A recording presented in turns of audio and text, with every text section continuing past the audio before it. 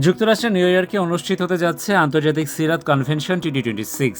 America মুসলিম সেন্টারের উদ্যোগে আগামী 16 আগস্ট জ্যামাইকার অঙ্গন পার্টি হলে বিকেল 6টা থেকে রাত 10টা পর্যন্ত এই কনভেনশন অনুষ্ঠিত হবে। মহানবী হযরত মুহাম্মদ সাল্লাল্লাহু আলাইহি সাল্লামের জীবনাদর্শ ও সুন্নাহর বার্তা ছড়িয়ে দিতে এবারের প্রতিপাদ্য নির্ধারণ করা হয়েছে মুহাম্মদ সাল্লাল্লাহু আলাইহি ওয়াসাল্লাম বিশ্বশান্তি ও সামাজিক ন্যায় বিচারের আদর্শ।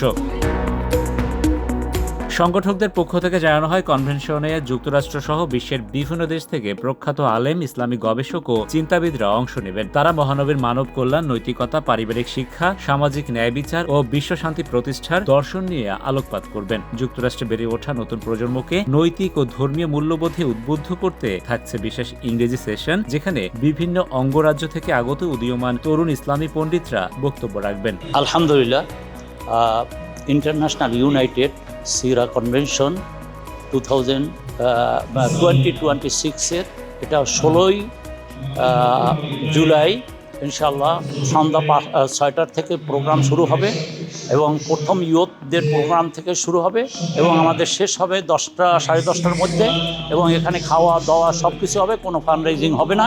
আপনারা সকলে আমন্ত্রিত এই প্রোগ্রামে। এটা অঙ্গন হল, আপনারা সবাই জানেন জামাইকাতে অঙ্গন হলে হবে, আপনারা সবাই আমন্ত্রিত।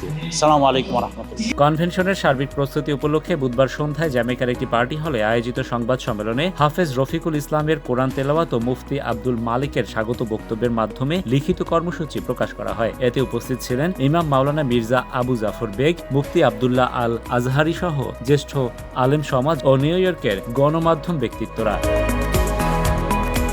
ইসলাম সম্পর্কে ভ্রান্ত ধারণা দূর করা, সমাজের সম্প্রীতি প্রতিষ্ঠা এবং বিশ্বজুড়ে মহানবীর সার্বজনীন বার্তা পৌঁছে দেওয়ার লক্ষ্যে আয়োজিত কনভেনশন সফল করতে কমিউনিটির সদস্যদের প্রতি আহ্বান জানান আয়োজকরা। Rashed Bappi, ATV USA, New York, যুক্তরাষ্ট্র।